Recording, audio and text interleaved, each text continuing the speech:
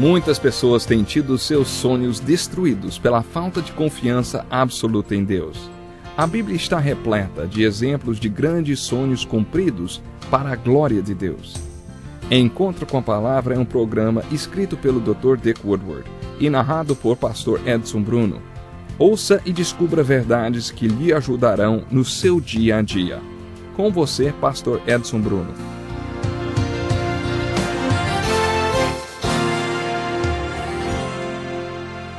Para mim é uma alegria muito grande poder estar mais uma vez com você através do Encontro com a Palavra. Esse é um programa de estudo de todos os livros da Bíblia. Seja bem-vindo.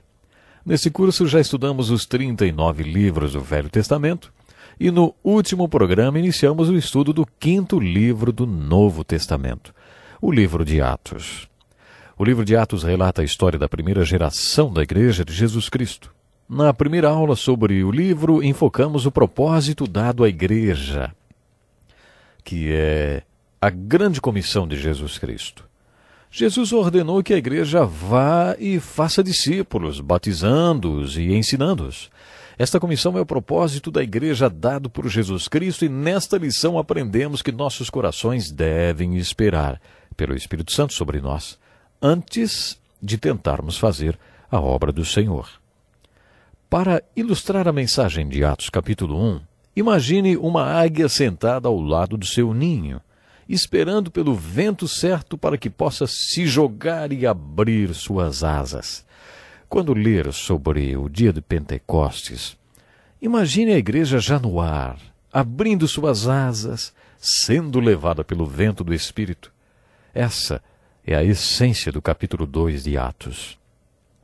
Quando você ler o capítulo 2, observe o poder dado à igreja. O dia do Pentecostes é um dos mais importantes da história da igreja e do povo de Deus. Existem muitos acontecimentos importantes na Bíblia, desde o Gênesis até o Apocalipse.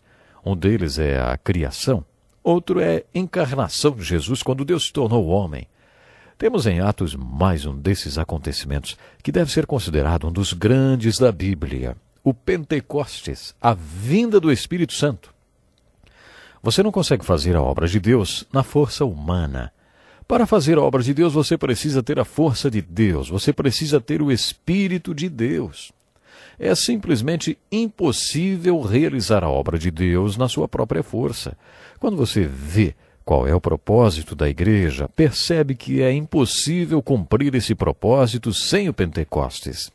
A igreja simplesmente não tem como cumprir o seu propósito a não ser que o poder do Espírito Santo venha sobre ela. Em 1973, Dick Woodward viajou por cerca de 10 países com seu professor, o Dr. Vernon McGee. Eles estudaram o êxodo do povo de Deus do Egito até a Terra Santa. Eles estudaram o crescimento da igreja, da Terra Santa à Ásia Menor, e pela Turquia, antiga cidade de Éfeso. Também estudaram a expansão da igreja para a Grécia e para a Europa. Eles viram como pequenos grupos de pessoas, considerados apenas uma seita quando Jesus ascendeu, superaram e sobreviveram ao grande Império Romano. Depois de estudar como este pequeno grupo sobreviveu também à cultura grega helenística, chegaram a uma importante conclusão. A igreja não poderia ter sobrevivido a esses dois impérios, romano e grego, sem o poder, o carisma do Espírito Santo. A história da igreja revela como o carisma do Espírito Santo foi importante. E lendo o livro de Atos, observamos imediatamente o propósito, a promessa e o poder da igreja. Se você não entender e não enxergar o poder do Pentecostes, será impossível você tentar cumprir o propósito da igreja e implementar a grande comissão. Sem o Pentecostes, é impossível fazer discípulos. O Pentecostes é tão necessário para que você cumpra o propósito da igreja, como foi para os primeiros cristãos 2000 anos atrás. Falaremos com mais detalhes sobre o Pentecostes no próximo programa. Outra observação que devemos fazer quando lemos o livro de Atos é em relação à performance da igreja. A performance da primeira geração da história da igreja simplesmente surpreendeu todo mundo. Os líderes religiosos e o Império Romano não tinham como negar o seu impacto. Eles não tinham como explicar a performance daqueles cristãos.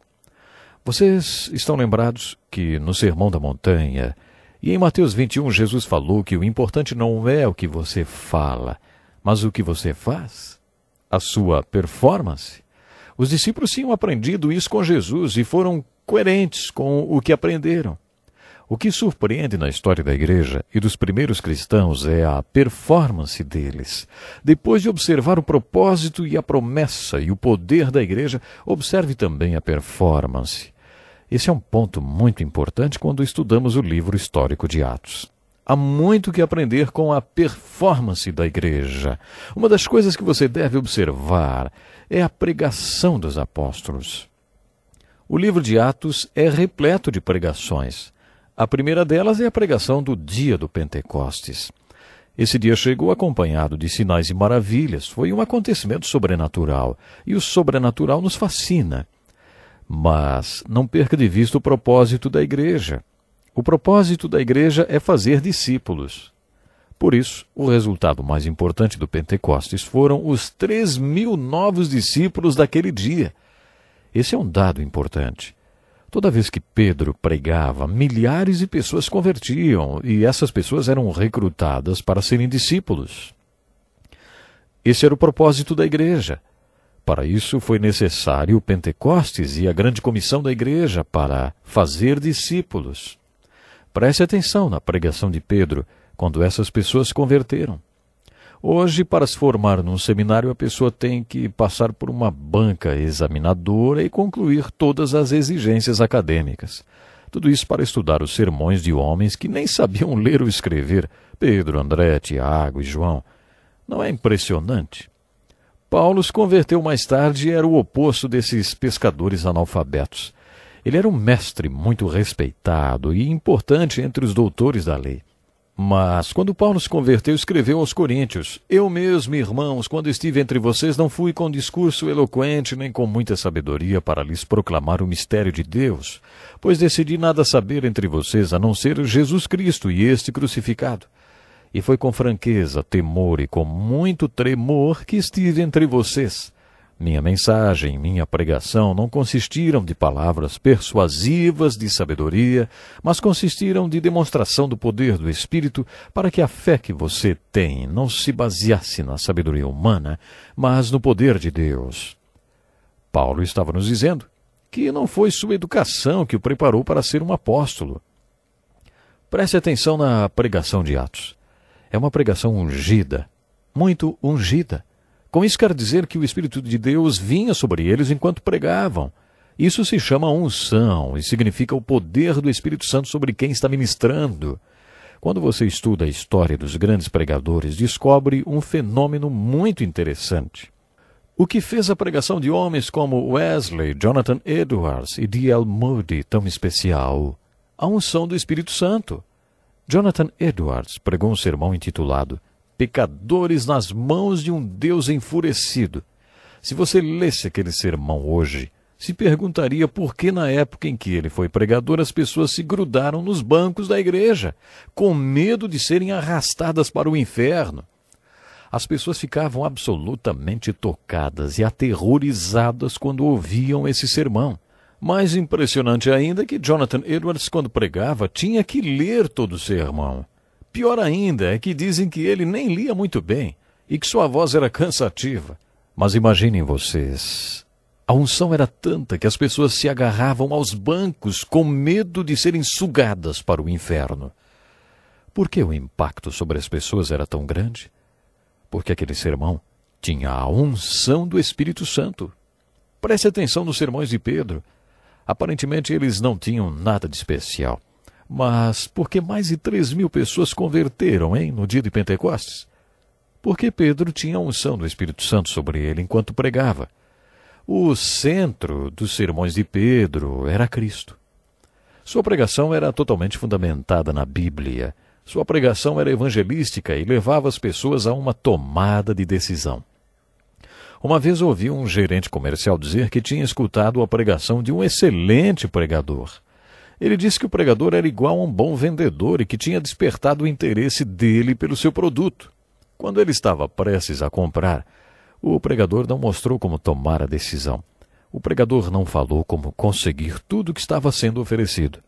Pedro não fazia isso, nem os outros apóstolos. A pregação dos apóstolos era evangelística e levava as pessoas a tomarem uma decisão e mostravam como elas podiam ser salvas. Eles conduziam o sermão a um convite, bem parecido como Billy Graham faz. A pregação deles era muito frutífera. Esses pregadores estavam dispostos a morrer por causa da sua pregação. Você acha que valeria a pena ir ouvir um sermão de um homem que tivesse ameaçado de morte caso pregasse? Os apóstolos estavam sempre dispostos a morrer por causa de suas pregações, e às vezes isso acontecia. Os apóstolos foram acusados de encher as ruas de Jerusalém com seus ensinos. Será que sua igreja poderia ser acusada disso também? A pregação dos apóstolos era evangelística. No estudo do livro de Atos, observe também as pessoas. Em grego, igreja significa eclésia, que significa assembleia ou chamados, pessoas que são chamadas desse mundo para seguir o Cristo ressurreto e ter comunhão com Ele. É isso que significa igreja. Quando você ouve a palavra igreja, o que vem na sua mente? Uma casinha com uma torre? Ou uma catedral com vitrais coloridos? Nos primeiros 300 anos, a igreja não se reunia em prédios. Como os primeiros seguidores eram judeus, eles se reuniam no templo, em sinagogas ou nas casas, mas não tinham um prédio específico. Mas, toda certeza, você não está falando de nenhum tipo de construção quando pensa na igreja nos primeiros 300 anos da história. Você está falando de gente. É isso que é a igreja. No sentido mais puro da palavra, igreja significa povo, gente. O desafio que lanço para vocês que estão lendo agora o livro de Atos é tentar se familiarizar com pelo menos 50 pessoas. É claro que você já conhece Pedro e Paulo, mas tente familiarizar-se com mais 50 pessoas do livro de Atos, além deles. Como o livro de Atos fala só sobre a igreja, ele trata de gente, de pessoas comuns fazendo coisas extraordinárias por causa do poder que foi derramado sobre elas. Essa é a mensagem do livro de Atos. Esse livro é o da história da primeira geração da igreja. O livro de Atos é a história de gente comum fazendo coisas extraordinárias, porque foram ungidas e cheias com o Espírito Santo de Deus. Tem que ficar por aqui hoje. Deus lhe abençoe. Até o próximo programa. Que lição importantíssima. Obrigado, pastor Edson Bruno. Prezado ouvinte, coloque em prática o que você ouviu aqui. Sem dúvida, sua vida será grandemente abençoada. Este é um estudo escrito pelo Dr. Dick Woodward, na voz do pastor Edson Bruno. Escreva-nos e solicite o material. Nosso endereço é Encontro com a Palavra, Caixa Postal 2011, CEP 89201-970, Joinville, Santa Catarina. Até o nosso próximo Encontro com a Palavra.